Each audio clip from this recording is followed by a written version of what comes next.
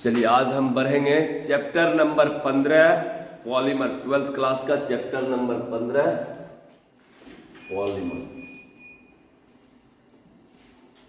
बहुलक।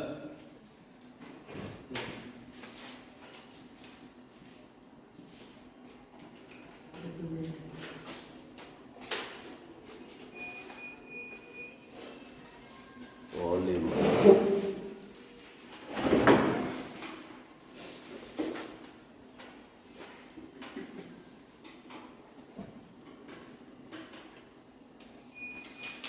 चलिए polymer, polymer मतलब बहुलक।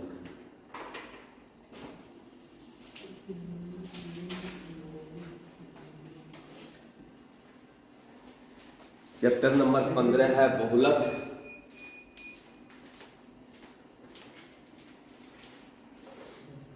अब रही बात, अब यहां देखिए हम क्या बतलाना चाह रहे हैं कि निम्न आणविक द्रव्यमान वाले यौगिक, कहता है वैसी प्रक्रिया जिसमें निम्न आणविक द्रव्यमान वाले यौगिक, मतलब ये इथिलीन है जिसका आणविक द्रव्यमान कम है, इथिलीन जिसको आप कहते हैं लो मॉलिक्यूलर मास,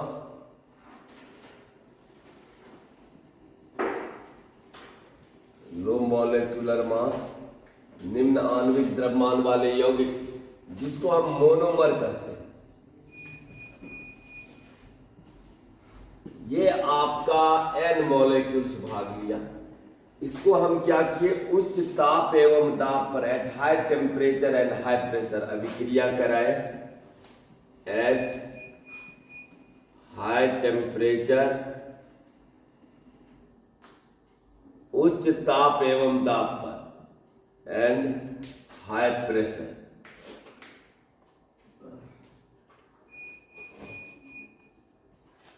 उच्च ताप एवं दाब पर हम इसको अभिक्रिया कराए। उच्च ताप एवं दाब पर, तो जब उच्च ताप एवं दाब पर अभिक्रिया कराइएगा तो ये मोनोमर बदल जाएगा पॉलीमर में। कैसे? जहां डबल बॉन्ड है वो टोटल सिंगल बॉन्ड में इस तरह से आपका बढ़ता चला जाएगा होल एन, यानी कि ये बन गया आपका पॉलीइथिलीन, उच्च आणविक द्रव्यमान वाला यौगिक, पॉलीइथिलीन। और इसी को हम लिख सकते हैं हाई मॉलिक्यूलर मास, उच्च आणविक द्रव्यमान वाला यौगिक, और इसी को हम कहते हैं पॉलीमर। तो यहां हम बना रहे हैं मोनोमर से पॉलीमर, और इस मोनोमर से पॉलीमर बनने की प्रक्रिया को ही एक टर्म दिया गया है पॉलीमेराइजेशन, बहुलीकरण। मोनोमर से पॉलीमर बनने की प्रक्रिया को बहुलीकरण कहा जाता है। तो जरा सा लिखिए एक लाइन, वह प्रक्रिया जिसमें निम्न आणविक द्रव्यमान वाले यौगिक, वह प्रक्रिया जिसमें निम्न आणविक द्रव्यमान वाले यौगिक, वह प्रक्रिया जिसमें निम्न आणविक द्रव्यमान वाले यौगिक, वह प्रक्रिया जिसमें निम्न आणविक द्रव्यमान वाले यौगिक जिसे मोनोमर कहा जाता है, जिसे मोनोमर कहा जाता है,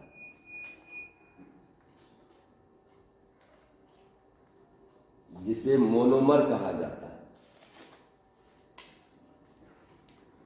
यह उच्च ताप एवं दाब पर, यह उच्च ताप एवं दाब पर, यह उच्च ताप एवं दाब पर अभिक्रिया करके, यह उच्च ताप एवं दाब पर अभिक्रिया करके उच्च आणविक द्रव्यमान वाले यौगिक का निर्माण करता है। यह उच्च ताप एवं दाब पर अभिक्रिया करके उच्च आणविक द्रव्यमान वाले यौगिक का निर्माण करता है। उच्च आणविक द्रव्यमान वाले यौगिक का निर्माण करता है, जिसे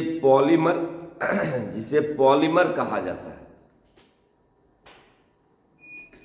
जिसे पॉलीमर कहा जाता है। जिसे पॉलीमर कहा जाता है। जिसे पॉलीमर कहा जाता है तथा इस प्रक्रिया को बहुलीकरण कहा जाता है। जिसे पॉलीमर कहा जाता है तथा इस प्रक्रिया को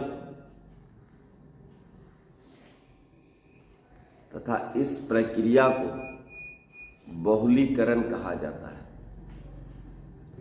तथा इस प्रक्रिया को बहुलीकरण कहा जाता है। तथा इस प्रक्रिया को बहुलीकरण कहा जाता है। लिख लिए? चलिए बोर्ड पर जो ये है इसको जरा उतार लीजिए तो थोड़ा सा।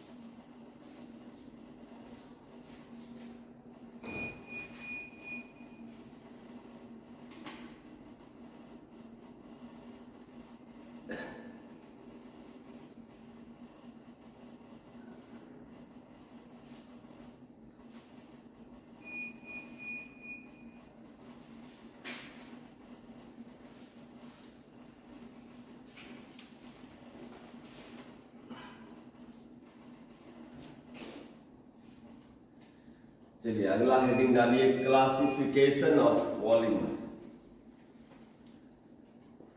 चलिए आगे बढ़ते हैं। अब हम आगे बढ़ेंगे किस टॉपिक पर? Classification of polymer. पॉलीमर को कितने भागों में विभाजित किया गया है? क्लासिफिकेशन ऑफ पॉलीमर, बहुलक का वर्गीकरण।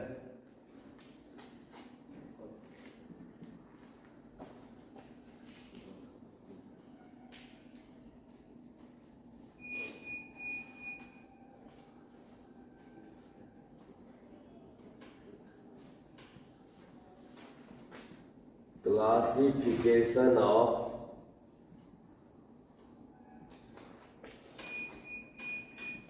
पॉलीमर।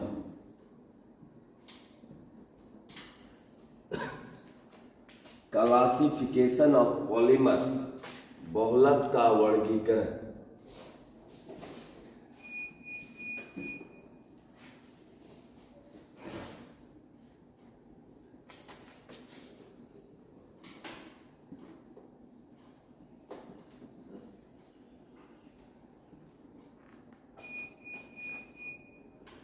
क्लासिफिकेशन ऑफ पॉलीमर बहुलक का वर्गीकरण। चलिए आगे बढ़ते हैं।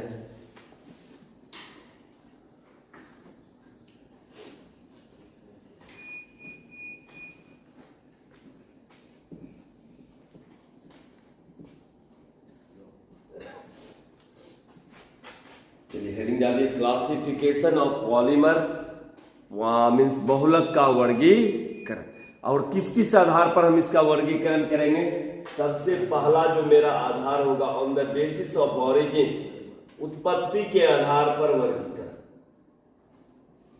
On the basis of origin,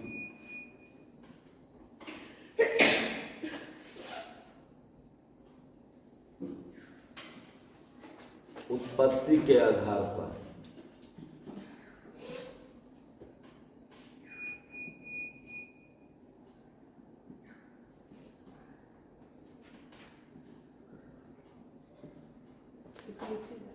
उत्पत्ति, हाँ नंबर 1 डालिए, on the basis of origin, उत्पत्ति के आधार पर वर्गीकरण।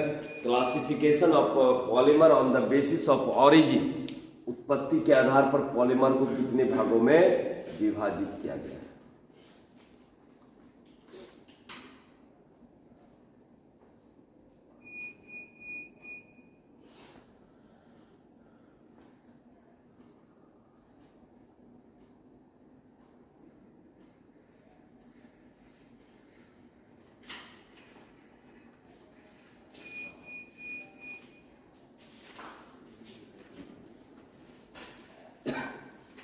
लिखेंगे, उत्पत्ति के आधार पर पॉलीमर को 2 भागों में विभाजित किया गया है। उत्पत्ति के आधार पर पॉलीमर को 2 भागों में विभाजित किया गया है। उत्पत्ति के आधार पर पॉलीमर को 2 भागों में विभाजित किया गया है। उत्पत्ति के आधार पर पॉलीमर को 2 भागों में विभाजित किया गया है। एक आपका नेचुरल पॉलीमर, जिसको हम कहते हैं प्राकृतिक बहुलक,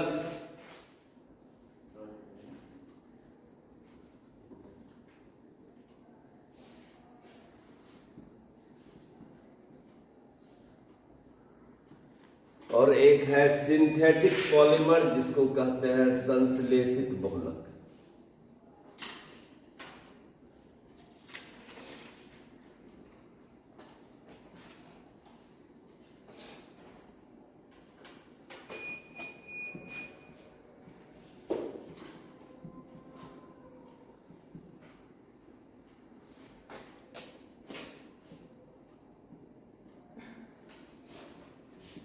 उत्पत्ति के आधार पर पॉलीमर को 2 भागों में विभाजित किया गया है। एक आपका नेचुरल पॉलीमर, दूसरा आपका सिंथेटिक। सिंथेटिक का मतलब हुआ मैन मेड, मनुष्य द्वारा निर्मित। तो उत्पत्ति के आधार पर पॉलीमर को 2 भागों में विभाजित किया गया है, नेचुरल पॉलीमर और सिंथेटिक पॉलीमर।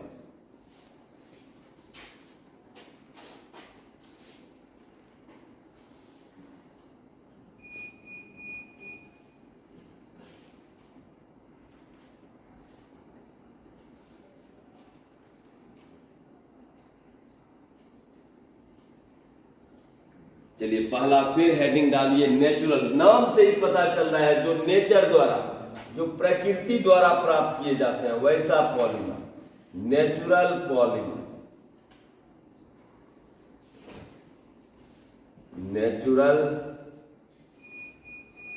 पॉलीमर, जिसको हम कहते हैं प्राकृतिक बहुलक।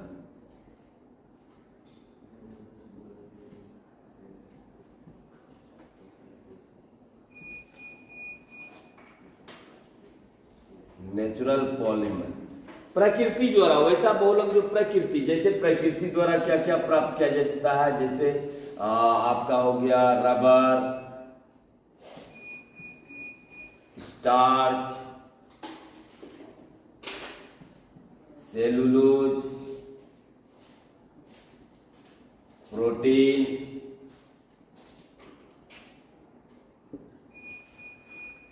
तो तो जरा लिखो, वे पॉलीमर जो प्रकृति द्वारा प्राप्त किए जाते हैं। नेचुरल में लिखेगी, नेचुरल का परिभाषा हुआ, वे पॉलीमर जो प्रकृति द्वारा प्राप्त किए जाते हैं। वे पॉलीमर जो प्रकृति द्वारा प्राप्त किए जाते हैं। वे पॉलीमर जो प्रकृति द्वारा प्राप्त किए जाते हैं उसे नेचुरल पॉलीमर कहा जाता है। वे पॉलीमर जो प्रकृति द्वारा प्राप्त किए जाते हैं। वे पॉलीमर जो प्रकृति द्वारा प्राप्त किए जाते हैं उसे नेचुरल पॉलीमर कहा जाता है। वे पॉलीमर जो प्रकृति द्वारा प्राप्त किए जाते हैं उसे नेचुरल पॉलीमर कहा जाता है। एग्जाम्पल दे दो तो जरा, जैसे रबर हो गया, स्टार्च हो गया, प्रोटीन हो गया, सेलुलोज हो गया इत्यादि।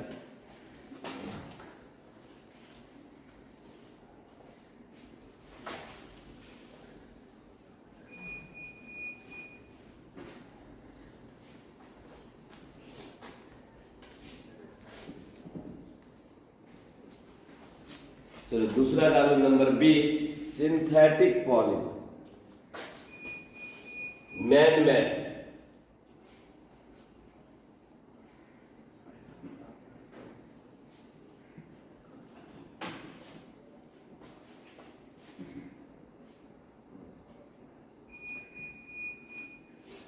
संश्लेषित बहुलक।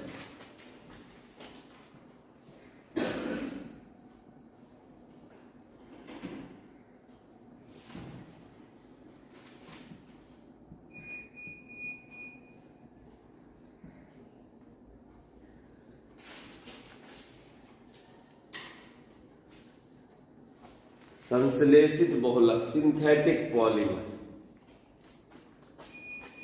लिखो, डालिए नंबर 2, सिंथेटिक पॉलीमर लिखिए। वे पॉलीमर जो मनुष्य द्वारा निर्मित किए जाते हैं। वे पॉलीमर जो मनुष्य द्वारा निर्मित किए जाते हैं।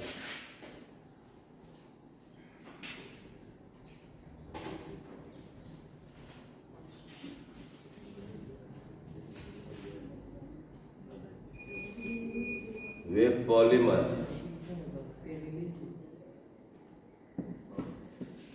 पॉलीमर जो मनुष्य द्वारा निर्मित किए जाते हैं उसे संश्लेषित बहुलक कहा जाता है।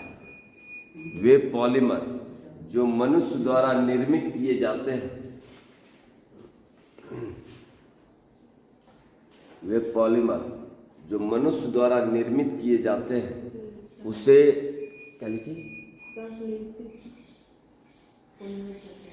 हाँ, सिंथेटिक, उसे सिंथेटिक पॉलीमर कहा जाता है, संश्लेषित बहुलक।